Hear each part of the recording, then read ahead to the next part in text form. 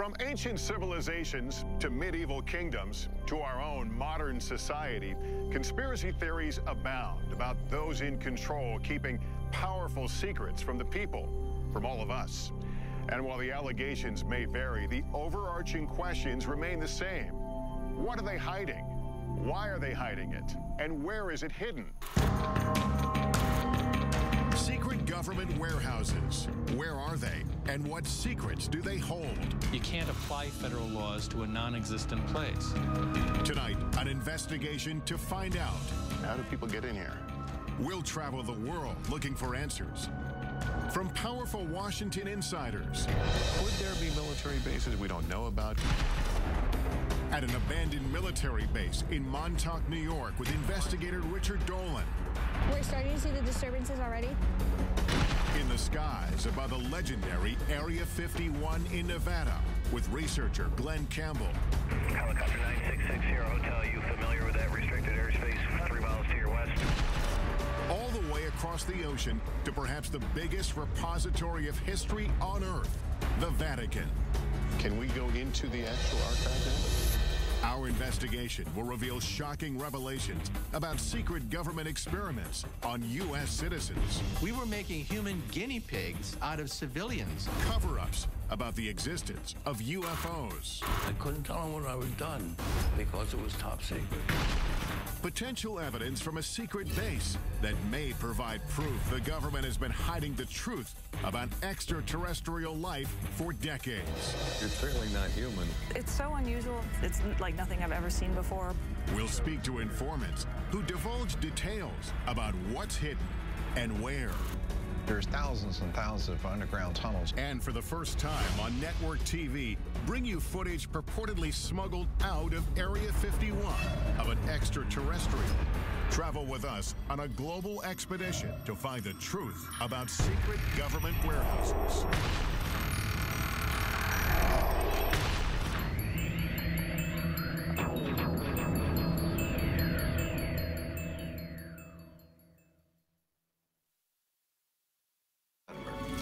Welcome to Warehouse 13.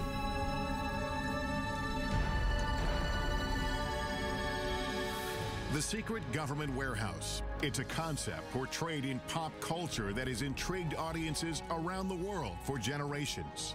What is this place? Officially, K39ZZZ on the North American grid. But I like to think of it as America's attic. In the sci-fi series Warehouse 13, 2 Secret Service agents are sent to a classified location in the middle of the desert.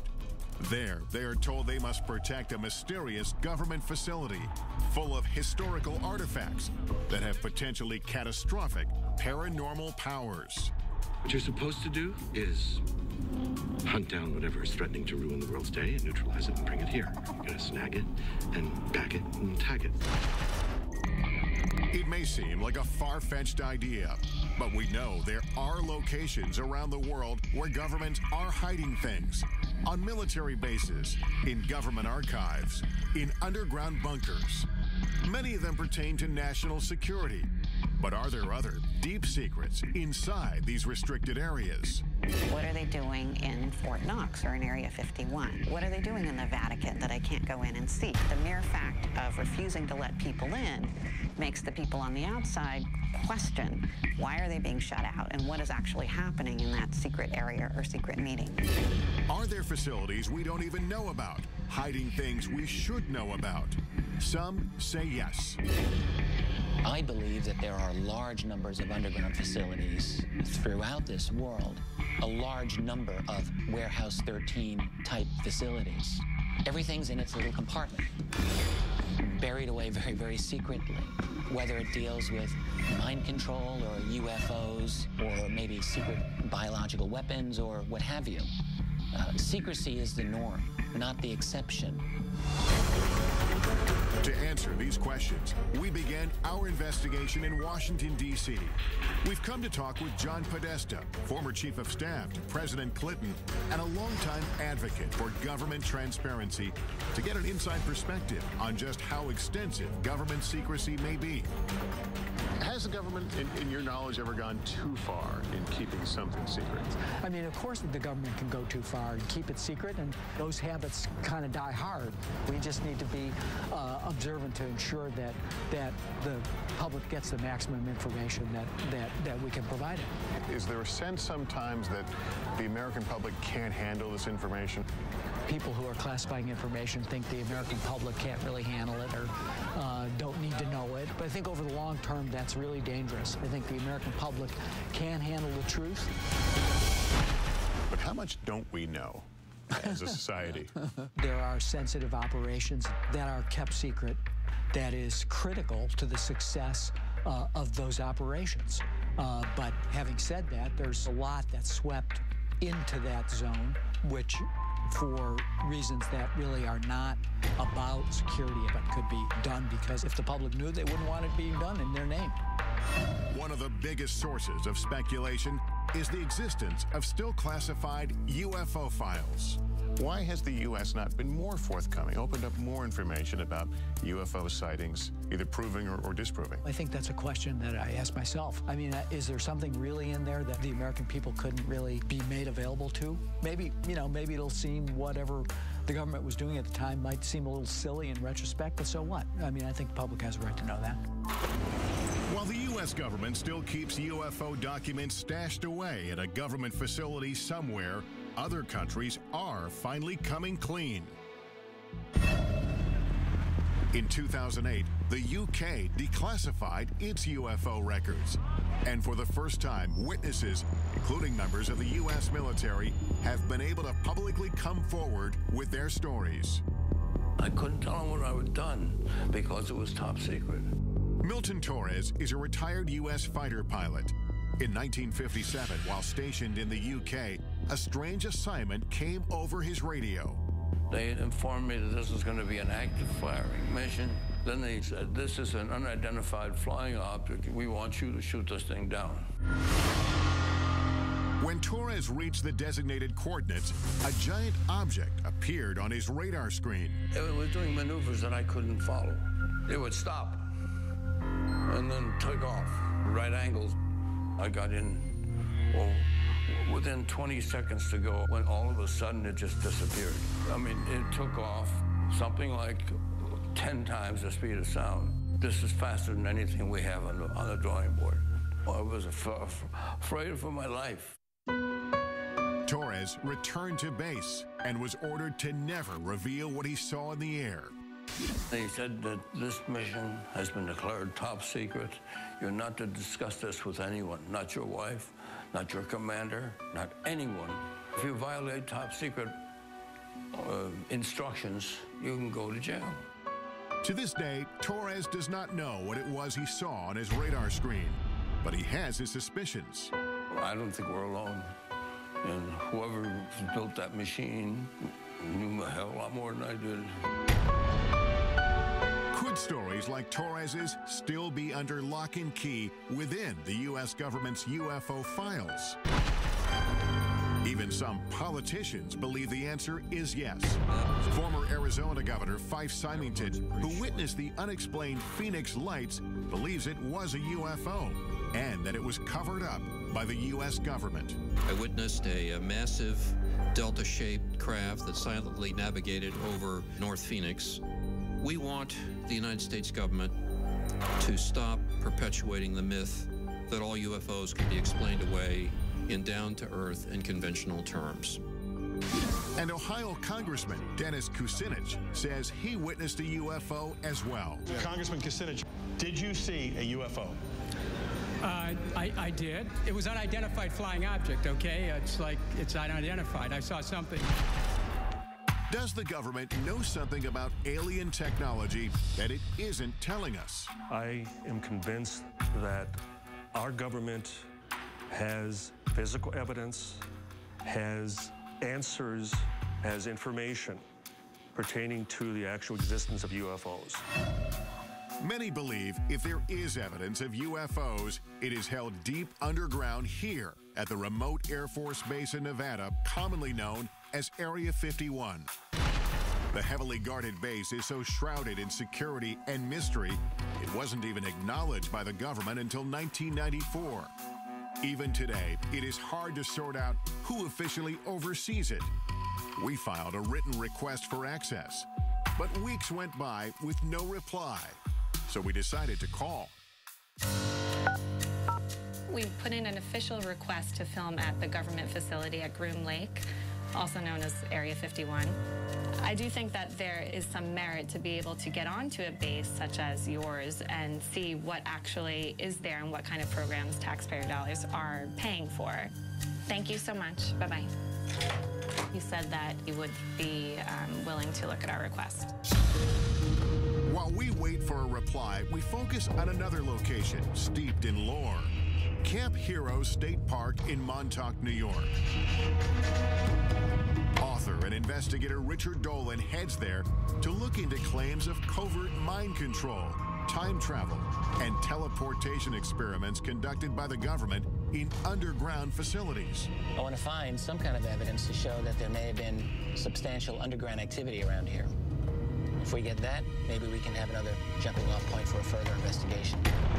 From 1942 to 1982, Camp Hero was a military base where servicemen were often on the lookout for enemy planes or submarines.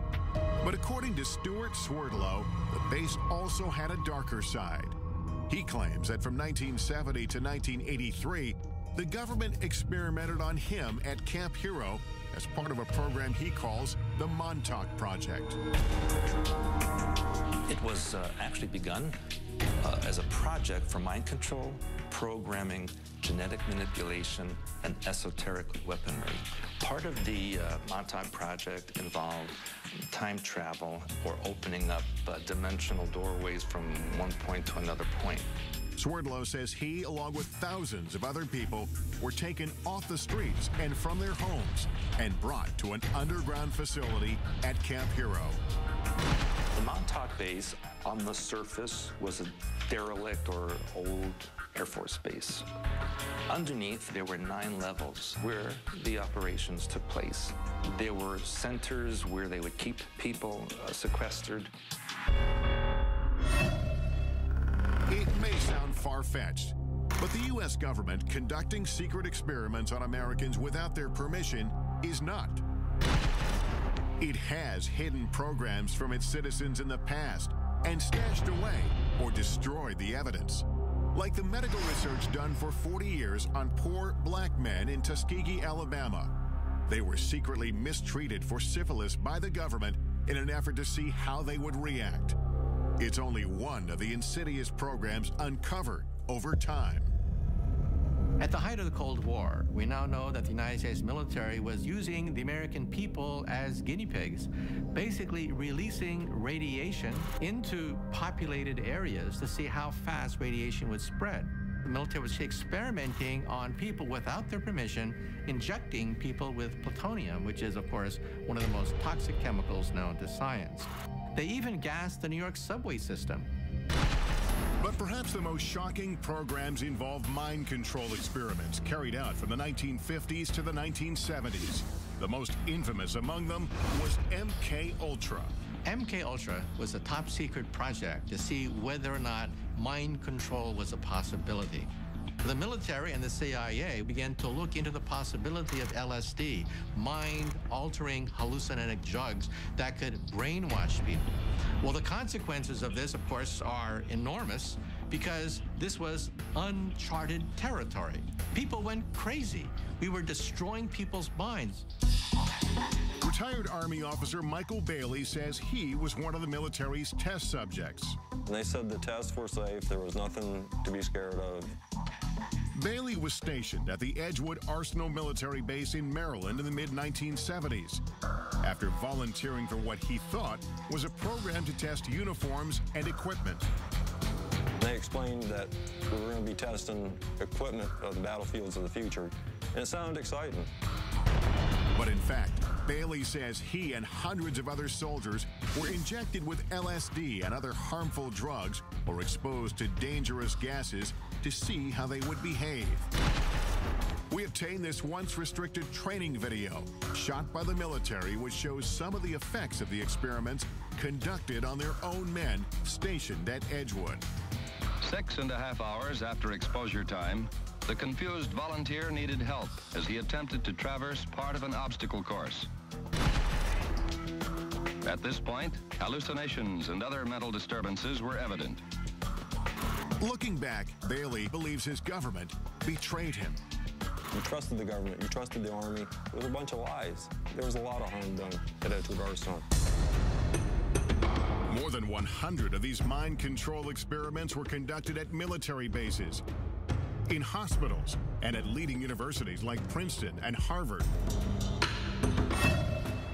But these programs had some disastrous consequences. There were a number of suicides, a number of unsuccessful suicides. One man who had been dosed with LSD actually tried to commit suicide on his front lawn in front of his children and was in a what's commonly called a flashback state. The truth behind MK Ultra was only revealed in the mid-1970s. All the classified documents were ordered to be destroyed by the head of the CIA.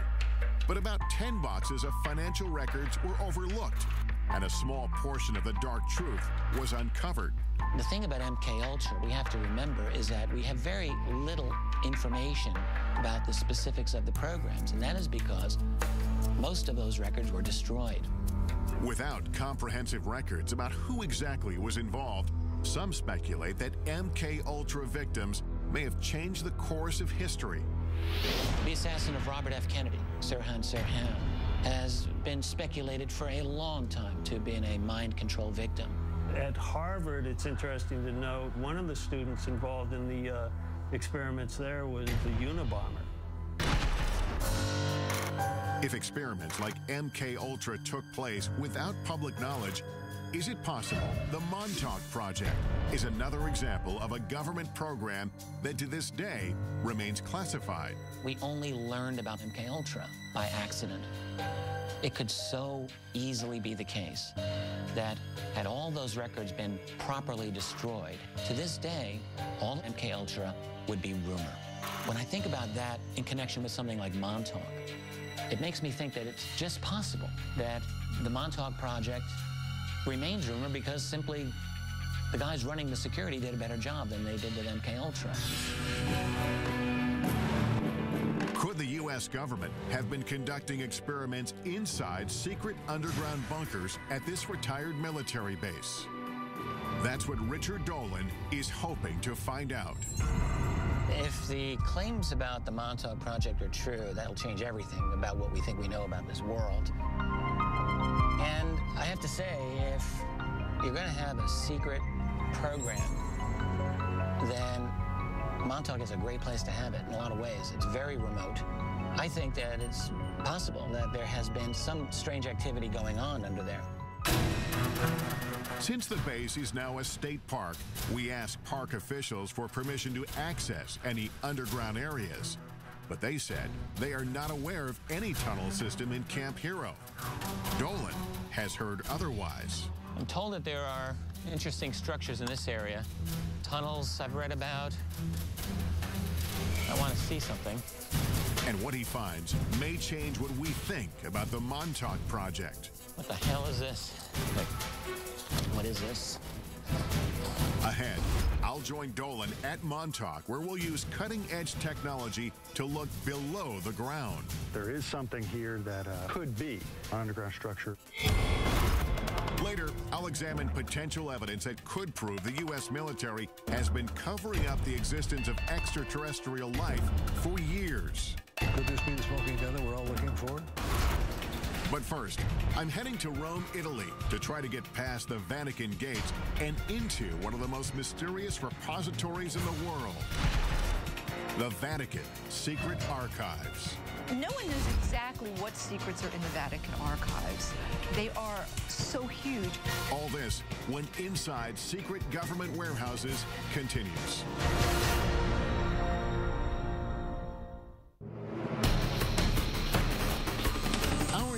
investigation into the world's most secretive warehouses brings us here to Rome, Italy, home to the smallest sovereign state in the world, but also one of the most influential, Vatican City. It is the headquarters of the Catholic Church and its 1 billion followers. And although its government rules over only 108 acres of land, the reach of its power has extended around the world.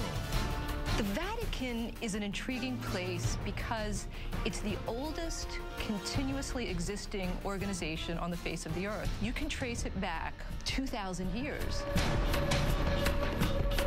The Vatican's role in shaping history is well documented, and some of it, like its support of the arts, is proudly on display here. It's one of, if not the greatest, repositories of art, history, tradition, theology, and written material in the world. It is a treasure trove. Behind me are the hallowed halls of Vatican City, and somewhere deep inside, the Vatican's secret archives. 52 miles of shelves holding thousands of documents. It is perhaps the richest repository of history in the world, and yet it is off limits to almost everyone. For years, scholars and citizens alike have wondered what's hidden inside. Is the Vatican guarding powerful secrets? No one knows exactly what secrets are in the Vatican archives. They are so huge, and scholars are rather limited in what they're allowed to look at. I don't know that we'll ever know everything that they have there. The secrecy and lack of access have stoked the interest of academics, writers, and even Hollywood. In the novel and later movie, The Da Vinci Code, it is speculated that the church might be hiding the truth about the bloodline of Jesus Christ. While in the movie Angels and Demons, an ancient document stored inside the archives holds the key to preventing a secret society called the Illuminati from exacting revenge on the Vatican. This way, please. The archives in the movie is a vast, highly secure, state-of-the-art facility filled with millions of documents. The chambers are hermetic vaults. Oxygen is kept at lowest possible levels. There's a partial vacuum inside. Could the real Vatican secret archives be a facility like this one? And could there be documents inside pertaining to explosive subject matter the church may want hidden?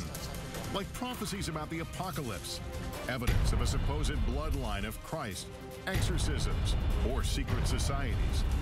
Information that might alter our understanding not just of the church, but of history. Recent discoveries tell us yes. Vatican archivist Barbara Frale found a document buried inside that is key to understanding the Pope's role in the execution of the legendary Knights Templar. Many people believe that Pope Clement V led the investigation into the Templar Knights and disavowed them and led to their downfall. You have found a document. What does that document tell us about the story? In 2001, we found in the Vatican's secret archive an original parchment belonging to Pope Clement V, who asked for a secret hearing for the Masters of the Templar Order, absolving them, as he was convinced they weren't heretics. Now we know that the Church never condemned the Templar Order, and that it was the King of France's act of violence and abuse to cause the closure of the order. Because this document was filed in the archives in a strange way, its existence remained unknown for hundreds of years. This makes me wonder, could there be other documents about other important pieces of history that have not been found? There are still millions of documents which are yet undiscovered in the Vatican secret archive. So what else might be hidden unintentionally or intentionally inside? Much of the speculation about what is intentionally withheld is about end-of-the-world prophecies, like the famous Third Secret of Fatima. It is one of the most well-known and important prophecies to Catholics around the world. The story goes that in 1917, a vision of the Virgin Mary appeared several times to 3 small children near Fatima, Portugal. Today, a site where thousands of the faithful flock each year. During her visits, the vision is said to have shared 3 secrets about the future.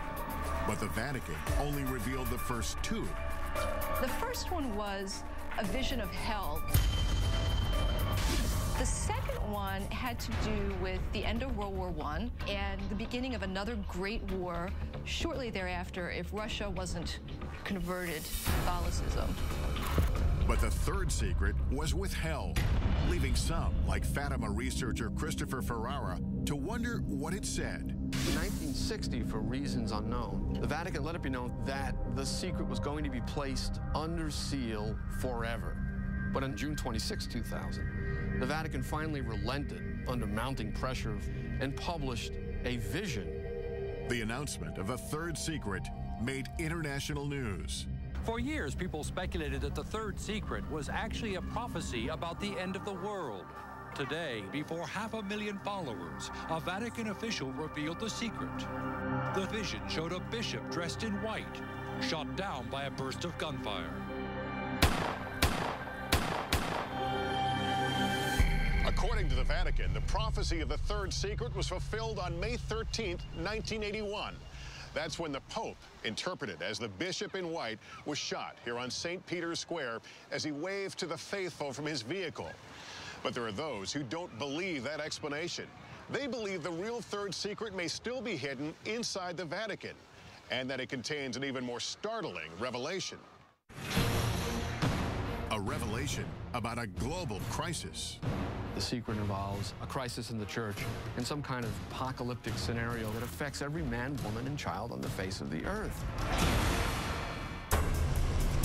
I've been granted rare permission to enter the archives with our cameras to see what's inside. The first thing I'm shown is kept in the head archivist's office, and it exemplifies the kind of rich history that's stored here. Explain what this document is we're looking at. This is the letter addressed to Clement VII from the Lords of the English Parliament, in which they ask the Pope to annul the wedding between Henry VIII and Catherine of Aragon. This led to the Church of England breaking away from the Catholic Church, did it not? Si. But not all the documents get such a grand display. Most of them are buried deep inside the main archives facility. The Archives Secretary General, Luca Carboni, has agreed to meet with me and take me into the heart of it all. Can we go into the actual archive now? We go to see the storage of the storage, archives. where the archives the storage.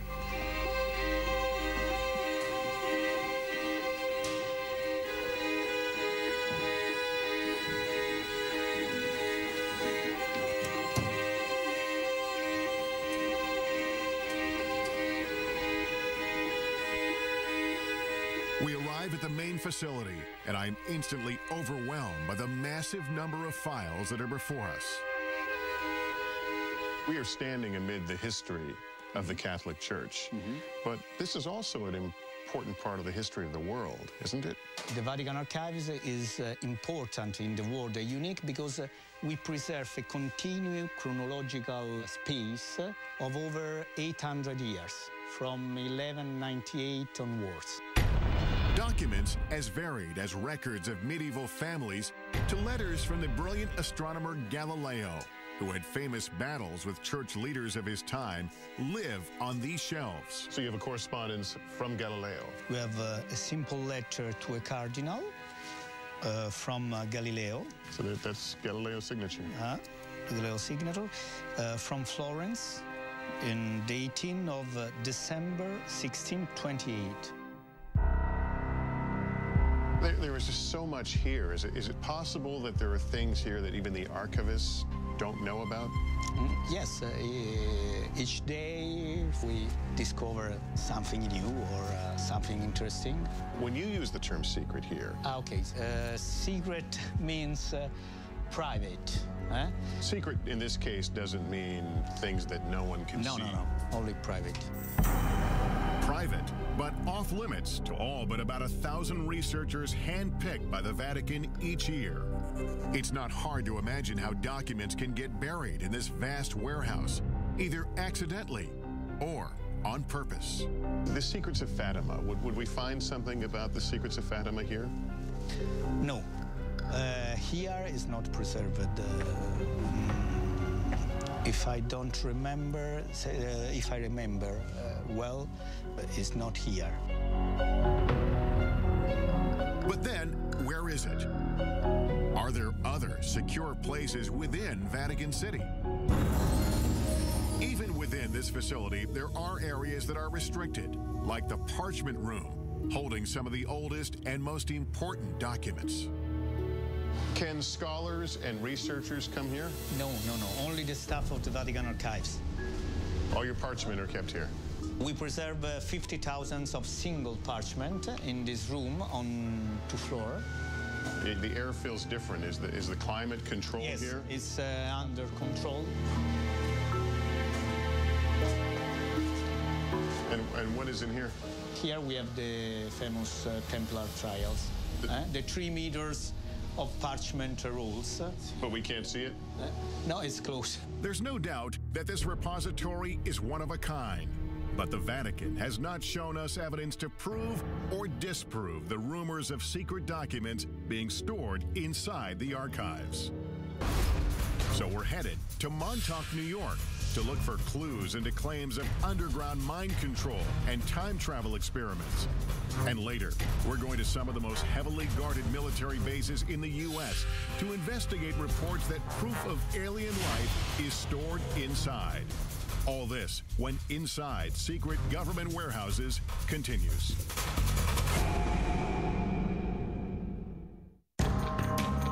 We're on a quest to uncover the world's most elusive government warehouses and the secrets that may be buried inside.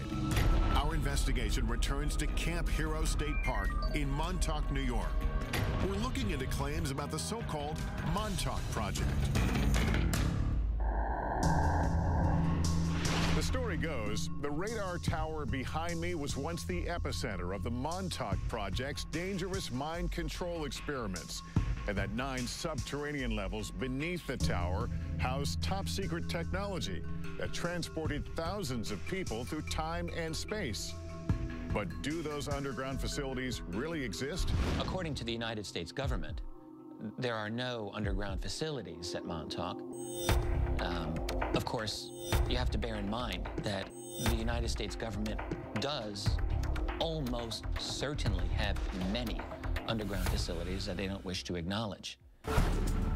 Author and investigator Richard Dolan has agreed to meet me at Camp Hero to take a closer look. Can we establish there's something underground? The thing that I've been thinking about is it's impossible to establish the veracity of the claims of the people themselves, but if we can bring some kind of instrumentation to take a look below the ground, I'm thinking ground-penetrating radar, we might be able to find out one way or the other if there's anything that we can notice. At least confirm some parts of the story. According to Stuart Swerdlow, he, along with thousands of others, were brought here to be programmed or mind-controlled. I was subjected to many types of experimentations, interrogations, indoctrinations. I was used in the time travel experimentation. To do this, Swerdlow says he was sequestered in facilities directly beneath the old radar tower. Deep underground, he says, there were 9 levels of rooms, and within those rooms was a device called the Montauk chair. Looked kind of like a dental chair that the person would sit on. There'd be a headset that would go over them. There were huge computer banks around that location. And there would be the psychic who would be sitting in the chair and generate thoughts electromagnetically into this device, which could be amplified and stored on the computer so that it could be amplified and transmitted. But mind control wasn't the only concept being tested at Montauk, Swerdlow says. According to him, they were also experimenting with time travel and teleportation using strange technology. It's like a huge mirror frame, and in the frame there is technology that creates vibrational frequencies that can match points in time and space, and you literally walk through And that is how they transported people from Montauk. If Swerdlow's claims are true, it would completely change the way we see the world. Up to this point, time travel and teleportation have simply been concepts explored in pop culture, in movies like the Philadelphia Experiment and Back to the Future. But were teleportation and time travel experiments like these taking place at Camp Hero? We asked the military about the existence of these experiments and underground spaces at this former base. After speaking with several different departments and officials, we still didn't get a clear answer. But theoretical physicist Michio Kaku says time travel and teleportation are not possible with current technology. Claims about the Montauk Project talk about teleportation, time travel. But let's be blunt about this. The United States military, the most powerful military on the planet Earth, simply does not have enough energy to bend space and time into knots. Still, we know the government does have a history of experimenting on unwitting Americans, especially with mind control. So we've brought in the latest technology to help us determine if there's anything underground here. Jamie Harmon and Dan Welch are ground-penetrating radar technicians. The technology they have should be able to detect anomalies underground. I know this is ground-penetrating radar, but explain to me what you can do with this. This orange box here, this is the radar pulses going down into the ground. When they meet something with a different material property, like stone or something metal, we'll get a reflection, which will bounce back to the surface. So if you see a man-made tunnel or something, it would show up pretty clearly on that? Mm-hmm. You know, it takes a little interpretation, but it will show up on the screen. Today, the area around the radar tower is completely off-limits, fenced off with warning signs. The park says it's because of concerns about falling debris, but Swerdlow says otherwise. The reason there's a fence around the radar tower is because underneath there is the main part of the Montauk base. They don't want people going in there. The entrance is sealed. But the park has granted us rare access to the restricted area surrounding the radar tower, with a stern warning not to get too close to the rusting satellite dish. It's pretty strong reflection. Our time here is limited, so we decide to split into two teams. Dolan goes to do a quick pass with his Geiger counter to see if there are any anomalies around the radar tower. It's basically reading at just under 10, which is very low. When he finds nothing strange, he goes to search for potential entrances into any underground spaces. Meanwhile, our ground-penetrating radar team gets to work surveying the area beneath the tower. Turn ourselves around here. And right off the bat, we start to get some strange readings. So, yeah, we're starting to see the disturbances already. This is the very beginning of what we were expecting to see for the anomaly. So we know it starts here. Yep, and it's pretty strong. And we're looking at about 10 feet in depth. This being the surface here. So it's a very distinct start to it. Yeah. Mm-hmm. In the meantime, Dolan is canvassing some of the surrounding wooded parts of the park. According to Swerdlow, there's an entire network of underground tunnels throughout the area. On the old base, you do see manhole covers or just even entrances that are covered by metal plates. Allegedly, some of them, they say, are for sewer systems or rainwater draining and that kind of thing. But those were once escape hatches for the underground area. This is one of the many manholes that's said to be in this area. There's some water. There's a water pipe here. A ladder going down. It looks like it's been backfilled. Right. I'm going to regret this, I'm sure. I want to see how deep this is. I don't know if they could have been designed as a water drainage. Maybe there's a lot of water usage at that facility. Why do you need a ladder going into a water drainage hole? Dolan finds several of these uncovered manholes, but they lead no further than 7 feet down. So he returns to check on me and the GPR team. and we are getting compelling readings.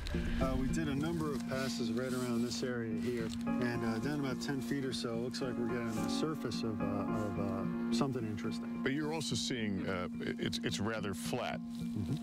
It does have a nice flat surface to it. So, given this area here, the topography of this hill, how it slopes down, if something was flat, it might be more evidence that it could be, more man-made. In other words, it appeared that it could be a roof of something that even went below. Sure, could be the top of a, top of an underground chamber. It's the most compelling evidence. Well, it's about par for the Montauk mystery because it gives us a little bit of something, but not enough to really say yes. But here's the deal: it's about 10 feet below us, and if there are 9 levels, apparently we would only see the top level. That's correct. Yeah. So there's no way of knowing what would be beyond that.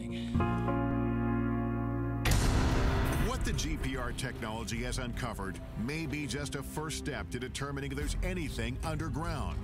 But without the park's permission to start drilling, there's no way to be certain. But that doesn't mean our investigation ends here. We still have one more place to look for proof of underground facilities in the area. The tunnel systems that exist under the town of Montauk and Montauk Manor still exist. These locations have tunnel systems that go towards the Montauk base. We've come to the Montauk Manor, an old hotel built in 1927, to see if we can find these supposed underground tunnels and whether they lead to Camp Hero 5 miles away. So what is this place? These are the access tunnels, like the foundation of the Montauk Manor, and building 27. And the tunnels go for quite a ways. Jimmy Hackett works at the manor and has been exploring these tunnels for decades. Have you gone through the whole route of this? I've gone through a big portion of it, but there's still some unexplored sections back there that I haven't been through. Have you ever explored Camp Hero? Yeah, I did. Actually, when we were younger, we played up there while it was actually a working Air Force base. We found, I don't know what you call them, but they were tunnel-like. We'd climb down metal rebar ladders into these square tunnels. Are those the manholes that we're talking about? These are different? Yeah. These are cement square with metal lids. And those are now sealed over? Yes. Yeah, I've heard they were filled with cement. But there are tunnels under Camp Hero? Yes. We start to make our way through these tunnels. They quickly get lower, narrower, and harder to navigate, with no end in sight. Well, we can get through here. We get through. Alternate. Yeah. A lot of cobwebs down here. A lot of cobwebs, it just keeps going. Turns around to the right. Oh, great. This could go on forever. Okay. Come on up here and take a look at this. We finally get to a point where it is no longer possible for 2 people to keep moving forward. He's gone ahead a little bit to see exactly how far it really goes. I can't believe it goes this far. Neither of us can figure out why you would have a crawl space of this length under this building. Richard, can you hear me? My way back here. I couldn't find the end of it. I'm here. It's very, very long. And one end is a dead end, but then it branches off and it goes into several different directions.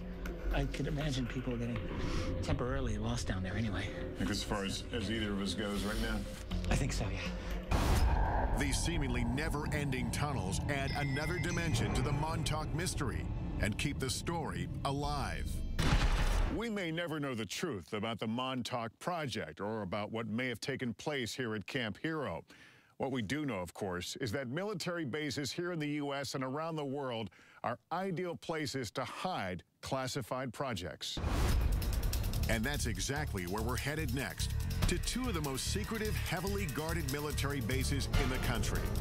Our first stop is Wright-Patterson Air Force Base in Ohio. Could the potential evidence we uncover there prove once and for all the base has been engaged in a cover-up of alien life? He says, forget you ever seen this, forget you ever worked on it, don't talk about it. And later, we'll head for the skies in an effort to get the closest look possible at Area 51, where alien technology and life is said to be stashed away. All this when Inside Secret Government Warehouses continues.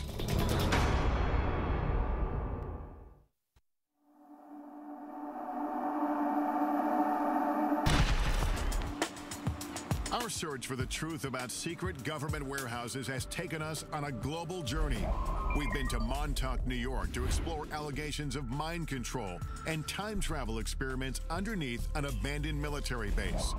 And we've traveled across the Atlantic to delve into the depths of the Vatican's secret archives in search of answers to age-old mysteries. As our investigation deepens, we check in at our nation's capital, where we are still looking for answers and access. We made that request via fax 4 weeks ago, and we haven't heard anything back. We would love an opportunity to go to the facility and tour it. For weeks, we've been calling the Air Force requesting permission to get inside Wright-Patterson Air Force Base in Ohio, and what may be the most secure military base in the United States, the legendary Area 51. Oh, you've never allowed visitors out there? After phone calls to multiple government agencies, we finally reach an Air Force representative who agrees to review our request one more time. Thank you so much. I would appreciate that. The Pentagon's reluctance to let us into these military bases only fuels our curiosity. Could they be hiding more than military secrets inside? And are there other bases, or even warehouses like the one depicted in the sci-fi series Warehouse 13 that we don't even know about? And that is exactly what we do here. We take the unexplained, and we just safely tuck it away in this supersized Pandora's box. Change the environment.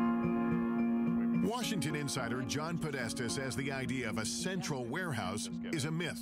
There's, of course, not one single place that classified information is distributed across the country and across the globe. Could there be military bases we don't know about? Could there be places underground? Well, if we don't know about it, how do we know? Officials at Wright-Patterson Air Force Base decline our request for an interview. But we are able to speak with Congressman Michael Turner, who represents the Dayton, Ohio district where the base is located. Wright-Patterson Air Force Base is known as the largest Air Force base in the world. It has over 20,000 people who work inside the fence, largely in research and development. It has been involved in every plane for the military, starting with the Wright brothers plane, going straight through to stealth. Turner acknowledges Wright-Pat's classified research has inspired theories about extraterrestrial technology stored on base. Whenever you have a base, it's 8,000 acres and only 10 planes. There's a lot of research and development that's going on, and there's a lot of speculation. Speculation fueled in part by Wright-Pat's role in the infamous Roswell incident of 1947. The government has issued at least 4 different official explanations about what actually crashed in the New Mexico desert. And while theories may vary, certain facts are indisputable. A declassified FBI memo dated July 8, 1947, indicates the wreckage purporting to be a flying disc was secretly flown 1,500 miles to Wright Field by special plane for examination. After the Roswell incident, Wright-Pat became home to Project Blue Book, an official government investigation into UFOs.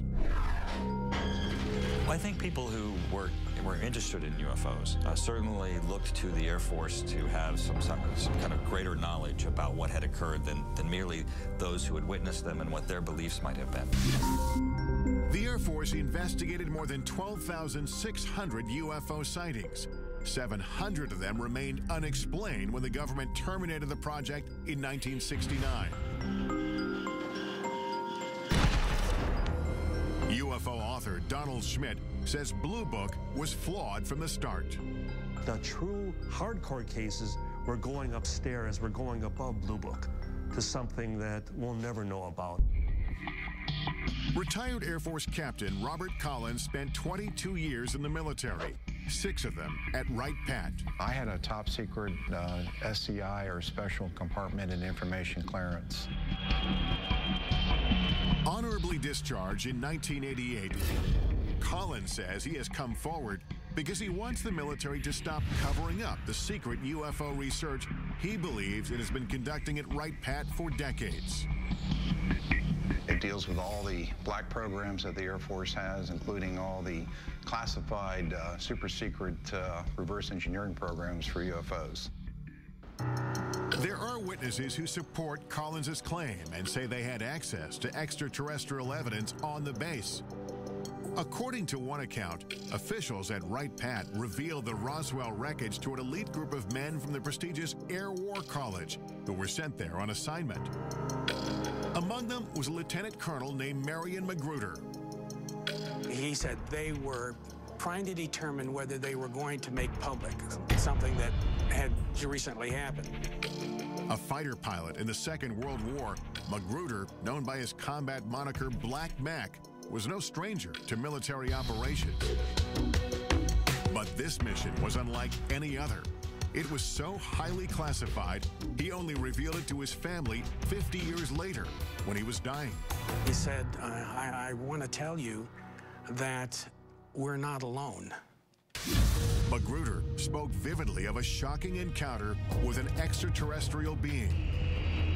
He had quite a bit of empathy for him, and he said he was more humanoid than alien, but he had a much larger head, larger eyes, long, slender arms, thin little legs. He appeared to my father to be very sad. Magruder struggled silently with what he saw until the last days of his life. My father said we killed him because of the experiments and stuff. That had an incredible impact upon him. And it may be that his memories weren't all that haunted him. There would be some people come to visit him to discuss that situation with him. Whoever it was, and I never knew who it was very interested in making sure that secret was kept. The Air Force referred us to its 1985 fact sheet that addresses persistent UFO rumors. It says there are not now, nor ever have been, any extraterrestrial visitors or equipment on Wright-Patterson Air Force Base. Yet, over the years, questions have grown. Suspicions sparked by testimony from former employees, including Robert Collins, who says underground facilities are strategically hidden throughout the base. Never find it unless you knew where to look. Coming up, reports of a complex labyrinth deep underneath Wright-Patt. And physical evidence allegedly from the base that may prove a government cover-up of alien life. I'm too old to worry about my reputation. And later, travel with us to the Nevada desert for an unprecedented investigation into Area 51. If the public ever really knew what happened at Area 51, they'd want to burn the place down. All this and more when Inside Secret Government Warehouses continues.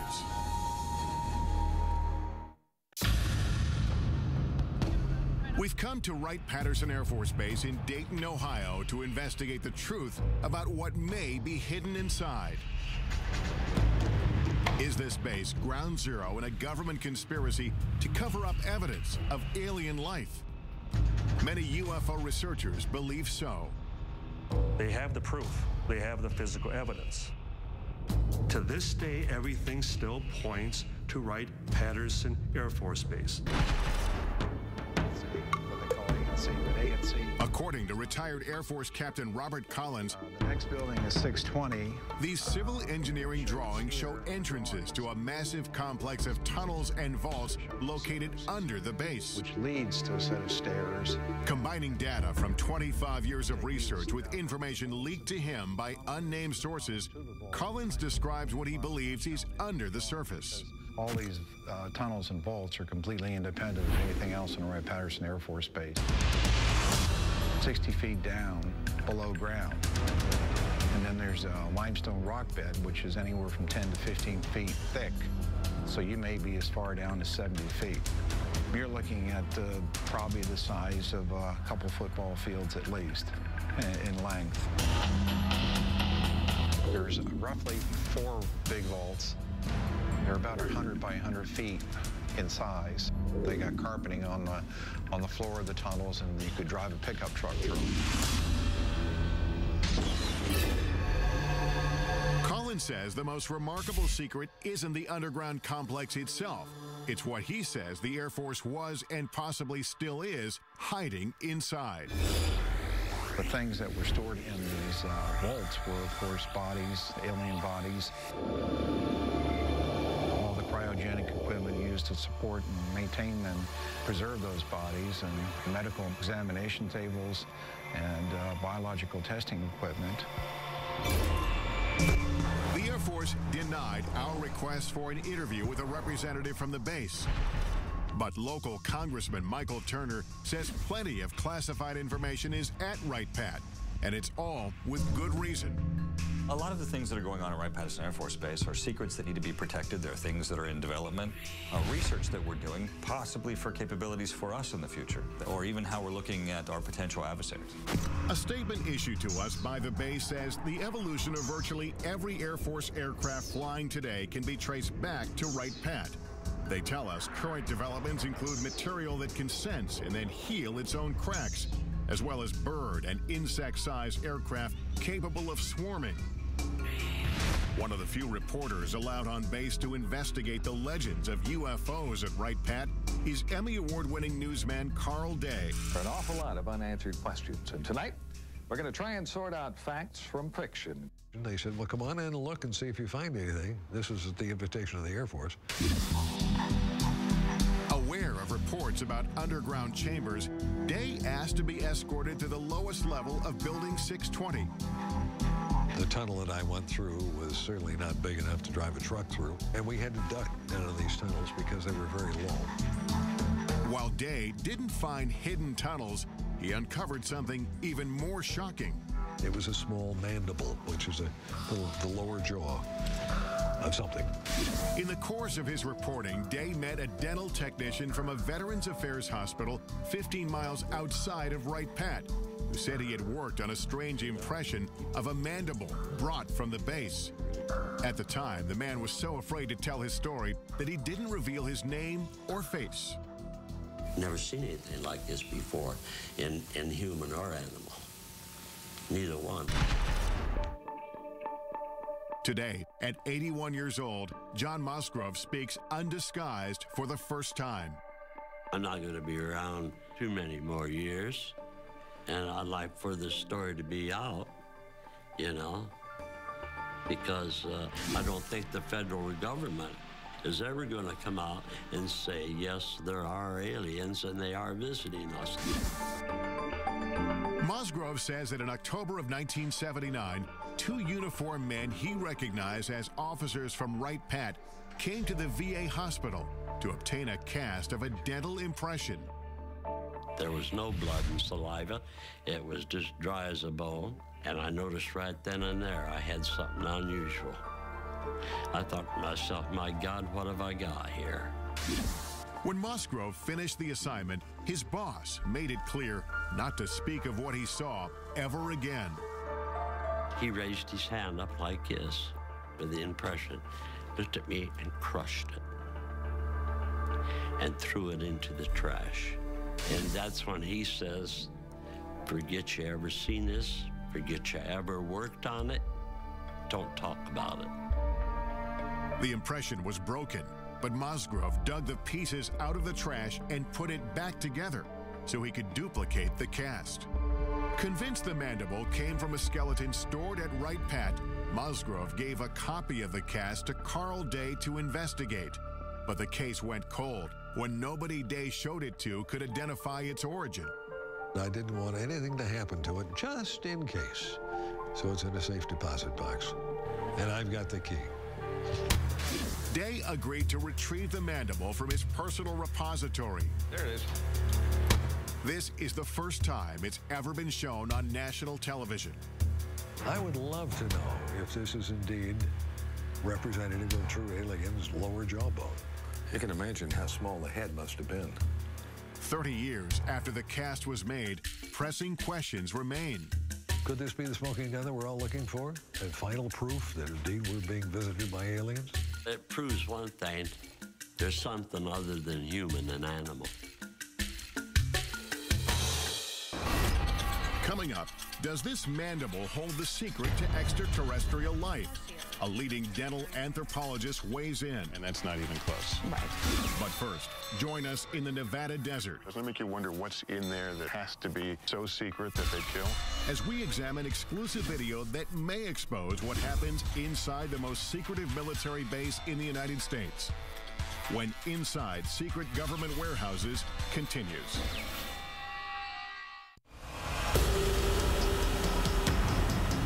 Our global journey leads us to one of the most mysterious military facilities on Earth.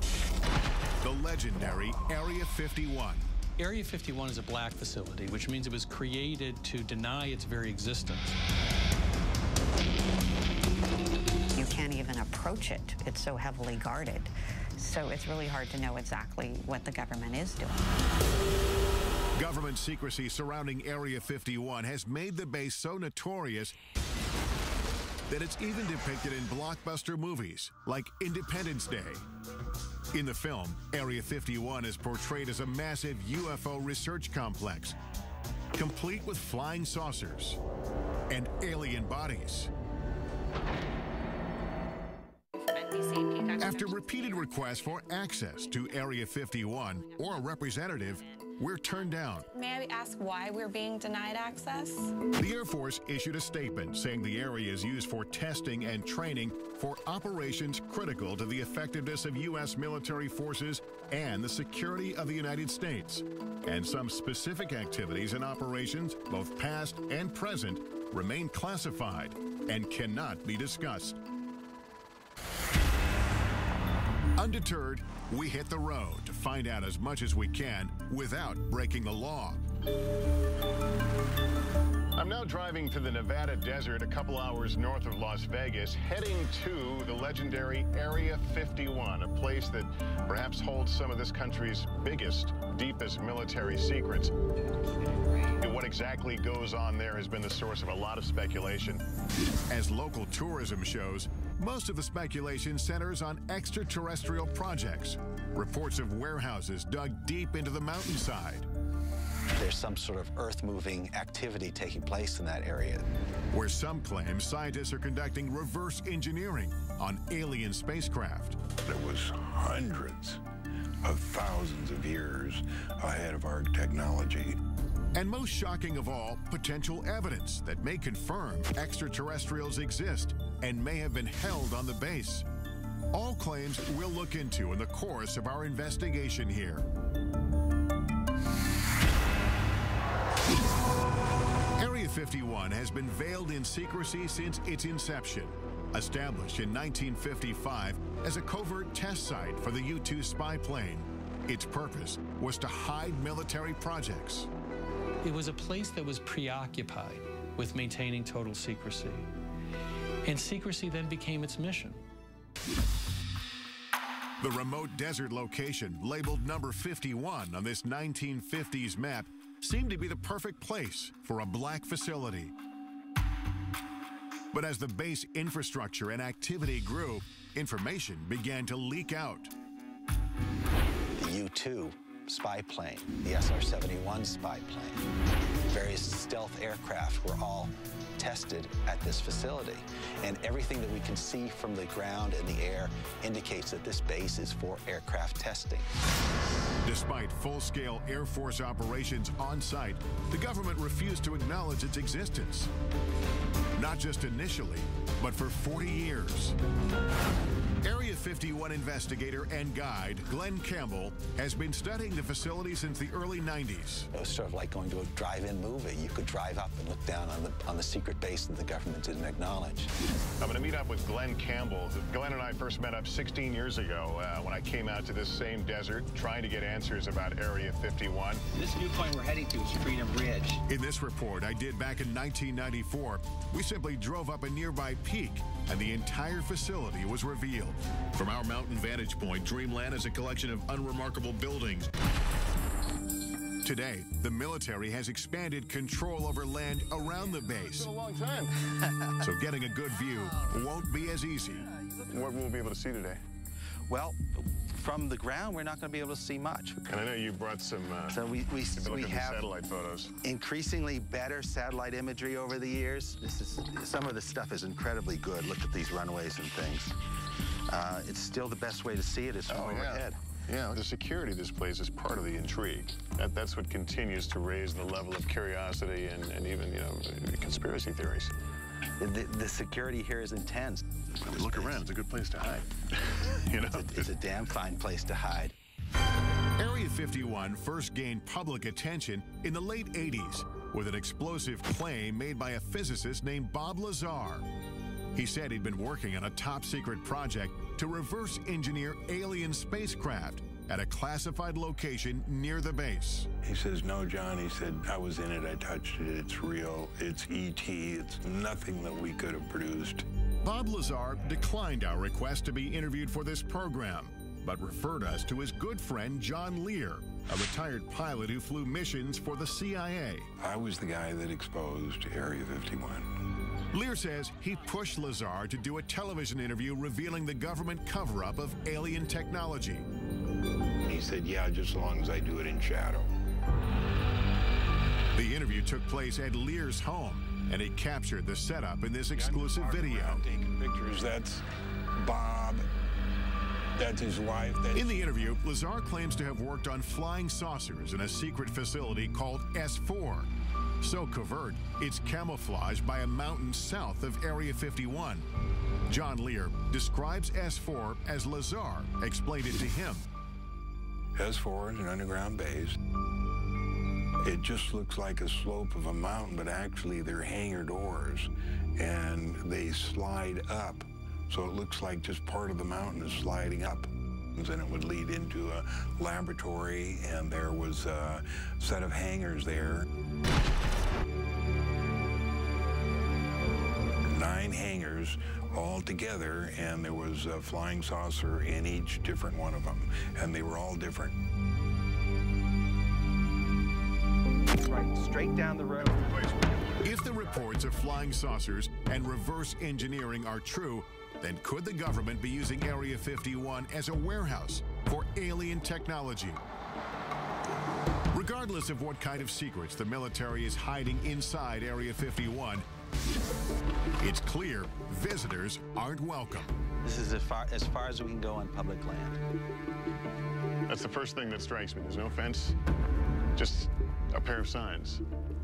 At first look, security at the base doesn't seem impressive. But soon, the complex layers of defense become apparent. I notice tripods on the hill. Those are watching us. Cameras, they're looking down at us. They're looking at the road over there. You can't sneak by on this road. And if you miss that, you don't miss our friends up here on the ridge. Right. In the pickup truck. These guys are here 24 hours a day. Ground sensors, remote cameras, and private security around the clock. Yet the desert itself may still be Area 51's best protection. You know, when we came here, I expected to see a 15-foot barbed wire fence. There's no fence, just a series of these orange posts. These posts are the only marker that you're required to have in Nevada to mark a boundary line. They don't need a fence here. They've got 13 miles of empty desert to protect the base. Well, the sign's pretty typical. Warning, restricted area until you get to the bottom. Use of deadly force authorized. So we're actually 3 feet from being in a situation where we could be killed. Doesn't it make you wonder what's in there that it has to be so secret that they'd kill? Could it be true alien visitors are being held at Area 51? Airing for the first time on network television, this video purportedly shows a live extraterrestrial on the base. He's apparently being observed by military workers through a glass partition. The source of the tape is a man who goes by the name of Victor. He won't reveal his identity for fear of retribution. Victor says the video was smuggled out when material from the base was being converted from analog to digital. He discussed the video with an altered voice in this 1996 interview. Approximately twice a month, they sit it down for a session that generally lasts from 3 to 5 hours. Victor claims the alien arrived on Earth in 1989 and was subject to regular interviews. In this session, He says the alien becomes distressed. Like he's checking for hemorrhaging around the eye sockets and in the nasal cavity. Victor believes the alien died in the mid-90s. We have no way to verify whether the video is authentic, but we'll take it to a creature effects expert in Los Angeles to test its plausibility. In the meantime, we scale a mountain in search of any sign of structures inside the restricted area. The point is to hug these orange markers. I don't even see the orange markers. There's but we know the orange markers are to our right here. We're losing daylight and only have orange posts to guide us. One wrong step into the invisible border means we could be arrested. I see a structure off in the distance. What are we looking at there? That's the actual guardhouse. That's the actual gate within the Nellis Range. So if you were to keep driving on the road past those signs and you got to that guardhouse, you'd be arrested immediately. We continue to climb upwards until we can't go any farther. Well, this is as high as we can get. It looks like we're at the end of our journey because I see what do you call them, camo guys? Yeah, the camo dudes. Are here, and some orange markers here. This is as far as we can go? This is where the border changes. I think our only option is to get in the air during daylight, and maybe I'll be able to get a glimpse and get some idea of what's in Area 51. But we're going to need daylight and a chopper. Yeah. Coming up, join us in the skies above the Nevada desert as we take you as close as you can get to the most infamous military base in the country. They now know who we are and where we are. That's correct. Is Area 51 the epicenter for a cover-up of alien life? Or is the base concealing earthly secrets that are much more disturbing? Find out what happened at Area 51 and what humans did. That's scary enough. When Inside Secret Government Warehouses continues. The only people who know what happens inside Area 51 are the employees, and their identities, even down to the cleaning staff, are kept secret. That white bus with the darkened windows, we're told, ferries local workers from around Area 51 who come here to work each day. Those not bussed in are flown in, shuttled back and forth on special unmarked planes. They fly on a private airline known over aircraft frequencies as Janet every morning from Las Vegas to Area 51. This surveillance video shows workers returning from Area 51 on private 737s. These are jets without any company markings. They just have a red stripe down the side. Signing on to work at the base means agreeing to a covert lifestyle. No one can even admit that they work there. Jonathan Turley, a litigator in national security cases, first learned about Area 51 in 1994 when he was contacted by employees who were gravely ill. You're basically told to go die. And they weren't supposed to talk to a lawyer, and they weren't supposed to talk to a doctor. Despite having signed non-disclosure agreements, some workers told Turley they'd been exposed to toxic materials on base. One of them was a sheet metal worker named Robert Frost. He couldn't tell the doctors where he was working or what he might have been exposed to. They could have put him in jail for it. In 1994, I conducted this interview with Frost's widow, Helen. She told me about the first day her husband came home with symptoms. He walked in a door, and he was screaming. I looked at him, his face was bright red, and all the skin was peeling off of his face. Turley filed a lawsuit accusing the military of poisoning Area 51 workers through blatant negligence by recklessly disposing of hazardous waste. They dug a football field-sized trench, and they would fill it every week with all types of hazardous and toxic wastes. And then they would just dump jet fuel on it and set it on fire. Though the base was operating in secret, Turley says the impact on some workers was difficult to hide. Many of them developed a strange condition that looked like fish scales on their body. This was taken just before he quit in March of '89. And then he had these large sores on his back. He had those all over his body. Turley's clients wanted to know what they were exposed to, but suing for information was a Kafkaesque task. At the time, the government denied Area 51 even existed. At one point, I just told the judge, Your Honor, I can take you there. I can point you to it. You can see it. How can it not exist as a matter of physics, let alone the law? Turley says it wasn't until he obtained satellite photos of the base that the government finally acknowledged some operations in the general area.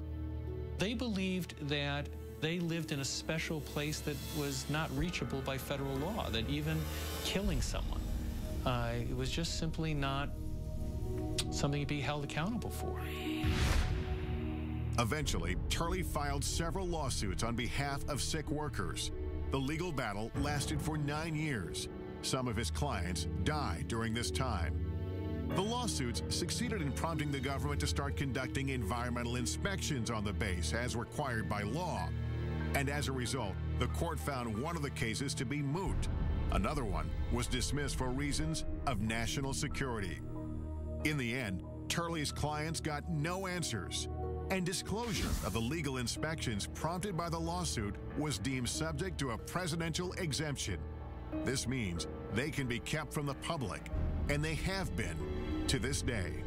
This is a failure of immense proportions. It goes not just from the Air Force command at the facility, but extends all the way to the president himself.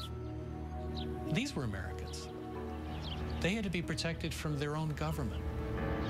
Turley says all the stories about aliens at the base have provided the military with an ideal smokescreen. If everyone's looking for some galactic presence, they're not looking down on Earth for simple crimes. And so the government never really did try to kill the alien stories. They just wanted to kill the crime story. And so, public interest in Area 51 and its alien legends has endured. Tourists come from all over just to get a glimpse inside the border. There's all the signs and all the cameras watching you up in the hills and the guys in the trucks. It's like, okay, what do you really not want us to see that's back here? Like, what is it that you want hidden so well? Major land restrictions in the 1980s and 1990s have closed off nearly every reasonable land-based vantage point into the facility.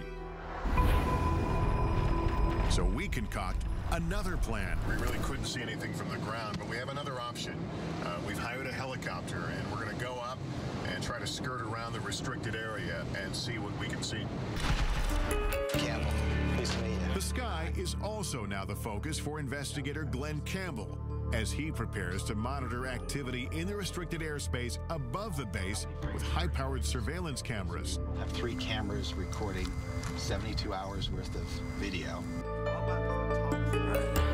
These 3 specialized cameras will record continuously and capture anything unusual overhead, day or night. The idea is have Bald Mountain on one side, have this small peak on the other side. What's nicer? As we await the results, I head off to do some aerial surveillance of my own. All right, I'm Tom. It takes several calls before finding a pilot willing to take us anywhere near Area 51. Well, these are restricted areas, and why they're restricted areas, they don't tell us. How close can we legally get? Well, it's recommended that you don't get closer than about 2 miles to the border.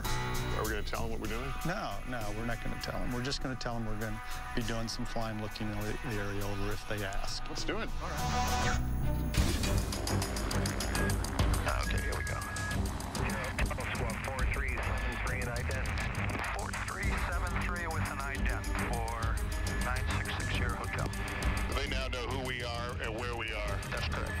During our ascent, we overhear communications between air traffic controllers and the unmarked government commuter jets. Janet 267, Nellis control radar contact, maintain 15,000. That airplane he's talking to is one of the Janet airplanes. Like an aerial bus service. Once we've flown over the highest mountain, Area 51 creeps into view. I can actually see it from here. We're probably about 10 miles from the border. But just as soon as the base is within sight, a warning comes over the radio. Helicopter 9660 Hotel, you familiar with that restricted airspace 3 miles to your west? 960 Hotel, affirmative. I'll be turning now. I won't get any closer than 2 miles to the restricted airspace. Copy that. It's clear that again, like on the ground, we're being observed. We are as close as we will be allowed to go to Area 51. This place is so restrictive that we legally can't even point our cameras in the direction of the base.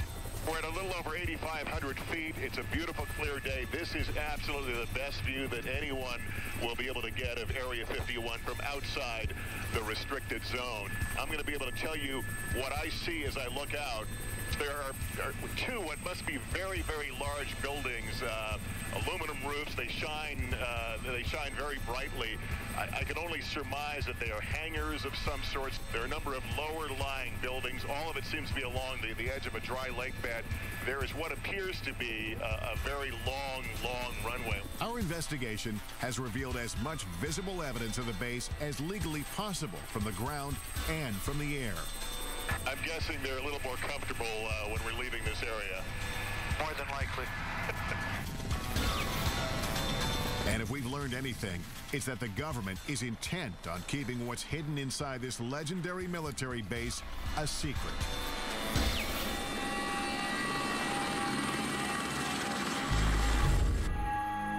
After 72 hours monitoring the sky, our video surveillance captures some anomalies. An eerie desert storm sweeps through the area. A bright light floats along the horizon after dark. And then we discover this glowing disc in the corner of the screen. Upon examination, the light turns out to be a car driving on the desolate road. The disc, however, remains unexplained. Campbell says it could be the moon. When you come to the desert and you look up at the night sky, you see more stars than you would ever see anyplace else. When you look up at all those million points of light, you got to be crazy to believe we're alone in the universe. Coming up, our investigation continues as we travel from coast to coast to analyze the evidence we've discovered on our journey. What will the purported alien interview video from Area 51 reveal? And could this mandible support theories of extraterrestrial life? It's like nothing I've ever seen before. Answers coming up next on Inside Secret Government Warehouses.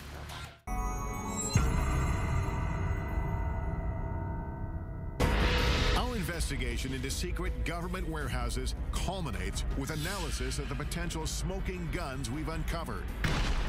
Does this video of an alleged alien interview at Area 51 reveal the truth about life beyond Earth? And could this mandible prove alien remains have been hidden on bases like Wright Pat for decades? We'll explore all the possibilities with top experts, starting with one of the most sought-after creature effects artists in Hollywood.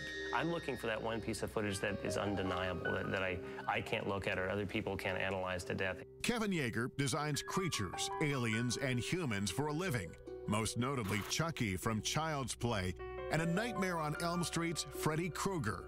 Yeager agrees to analyze the video using 25 years of experience in puppeteering and film. The first thing that I saw, was an alien, and it actually looked like it was alive. If you look closely, you can see there's a small little mouth. It kind of looks like it's, pursing and moving like a natural mouth would. It's got big doughy eyes. It's got a big head, and it moves in a pathetic way, and you want to take care of it, and suddenly your heart is involved. Just as Yeager starts to identify with the alien, he spots questionable movement. There's some quick, jarring movements that every now and then see this little jerk bobblehead that happens here. Right there is kind of a jerk bob, and the shoulders move as well. A telltale sign, he says, that the alien is a puppet. It's the head movement that tips Yeager off, and he uses this animatronic doll to explain. Now, if you go slowly, like it was first moving very slowly, you can kind of take all the bobbles out. But then once he began to get kind of tired or go into his sick state, he began to wiggle and jiggle like this, and then that's what it kind of gives it away. But when dealing with a life form we know nothing about, Yeager admits anything is possible. Maybe the atmosphere here is different and the pressure, and they can't handle it, and the gravity it is too hard on them, so they do bobble. Still, Yeager says it looks like the setup is hiding something. The darkness of the videotape, the fact that the alien is sort of back behind a desk, I believe that is to obscure a possible puppeteer behind there. Yeager thinks the alien and the video are a hoax, but he says it wasn't a bad try. There's certain organic elements to it, and I can totally see why people would think this is real. Hoaxes do nothing but undermine efforts to get to the truth. With that in mind, we head to New York City to visit NYU dental anthropologist Shara Bailey. She has been studying the mandible we obtained during our investigation at Wright-Patterson Air Force Base. The jaw shape is what struck me first, because the shape of this jaw is very narrow in the front part, and then it kind of dips in here, and then it's very wide in the back. And this is very unusual for a primate. It makes this curve and then comes out. Yeah, it's kind of like an S curve, I guess you might call it. And certainly our teeth and jaws don't do that. No, they don't. Dr. Bailey has 2,000 primate casts, one of the largest collections in the nation, and she's compared the mandible to every single one. Can you say with any fair amount of certainty that this is not from a primate? Yes, I would put my career on it that it's not from a primate. Although Bailey can't match the mandible to anything she's ever seen, her examination of the cast does reveal new information. The cast was made from a skeleton. And this is of a living person. Because we see the gum here? Yeah, you can see the gum, and you absolutely can't see the gum here. The creature lost its teeth after it died. And there are also crypts. You can see that where the teeth might have been. The remaining teeth show it was an omnivore. It's something that eats both flesh and vegetables. And dimensions of the jaw indicate the size of the creature itself. This is a macaque, but it has a jaw similar in size to this. And so whatever this creature was, it was the size of a small dog. And the skull size would be similar as well to match this? Yeah, there's a very good correlation between jaw size and skull size.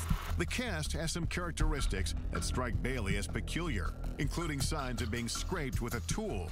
It's definitely been modified, so that I can tell you. Whether it's authentic and it was modified for some other reason, it's very hard to tell. She also questions the apparent human-like dental pattern, which could disprove the notion that the cast came from an alien skeleton. If we're an alien and evolved on a different planet, totally separate from us, why would we ever expect it to have the dental pattern, the same number of teeth and the same types of teeth as a human? It's very odd. If in fact this came from another planet, how would you begin to really compare it to find out what it is? All I can do is compare it to living things on this planet. This mandible is not of any creature that comes from our Earth, that's for sure. This alleged alien artifact tied to our nation's most complex Air Force base may be just the tip of the iceberg of what the government doesn't want us to know. Could this be one of the many secrets locked away in classified government warehouses around the globe? And is there a real Warehouse 13?